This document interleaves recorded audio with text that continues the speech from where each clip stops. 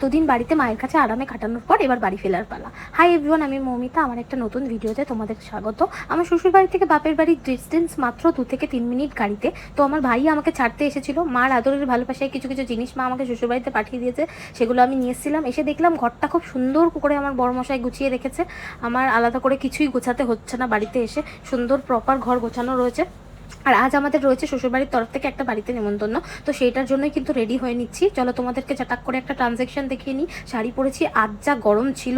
কীর্তনে নেমন্তন্ন ছিল, কীর্তনে গিয়ে আজকে পুরোপুরি নিরামিষ খাওয়ার আইটেম ছিল। নিরামিষ আইটেমগুলো যে এত সুন্দর হতে পারে বা এত রকমের নিরামিষ আইটেম আছে, এখন আমি ধীরে ধীরে সেটা উপলব্ধি করছি। ধীরে ধীরে আমি নিরামিষেরই ফ্যান হয়ে যাচ্ছি, জানি না কেন।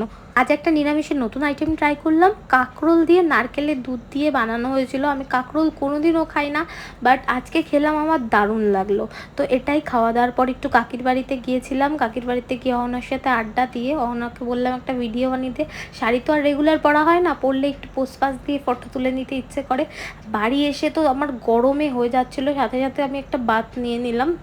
বাড়িতে থাকাকালীন কিন্তু আমি দুবেলায় দুধ চা খেতাম, তো এখন বাপের বাড়ি গেলেও আমি সাথে করে দুধ নিয়ে আসি, আর সেই দুধ দিয়ে দুধ চা বানিয়েছিলাম। সাথে বর আজকে কলকাতায় গিয়েছিল, নিয়ে এসেছিল জাম, সেটাই ট্রাই করছিলাম। মোটেও জাম এখন আর ভালো লাগে না, ছোটোবেলাতে স্টিল একটু ভালো লাগতো, এখন আর আমার জাম খেতে একদমই ভালো লাগে না। আর রাত্রে আমি বানিয়ে নিচ্ছিলাম চিয়া পুডিং। চিয়া পুডিংটা মর্নিং ব্রেকফাস্টের জন্য বানিয়ে রাখছি, বানিয়ে রেখে ওভারনাইট ফ্রিজ করে দেবো।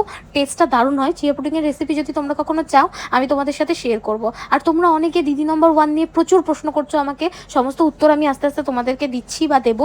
দিদি নম্বর 1 যেতে গেলে কিন্তু তোমার কাছে একটা ভালো স্টোরি থাকতে হবে, আর তোমাকে কিন্তু অডিশনটাও দিতে হবে। অডিশনের মারফতই যাওয়া যায়। ডিটেলসে কাল আমি একটা ভিডিও বানাবো। আজকের জন্য বাই বাই।